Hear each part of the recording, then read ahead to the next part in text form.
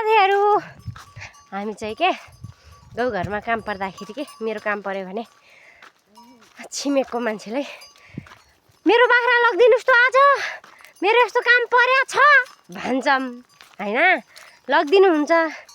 अनि उहाँहरूको आज फेरि त्यहाँहरू घुरो काट्न जानु भएको छ कि अनि मलाई बाख्रा पठाइदिनु भएको छ हैन बाख्रा देखाउँछु ल म एकछिन हेर्नुस् ए बाख्रा चाहिँ हो दुई घरका बाख्रा हुने नि देख्नु भयो नि एक घरको अरू एक घरको नि लिँदै थिएँ उ तलबाट गर्किहाले अब यति मात्रै हुन् भयो नि बाख्रा त्यही भएर हाम्रो गाउँघरमा चाहिँ धेरै नै रमाइलो हुन्छ के त्यस्तो रिस खिस भन्ने त हुन्छ अलिअलि नहुने होइन तर त्यही पनि अब एकछिन रिस खिस भए पनि अब एकछिन मिल्छौँ क्या हामी त्यही भएर गाउँघर धेरै नै रमाइलो हुन्छ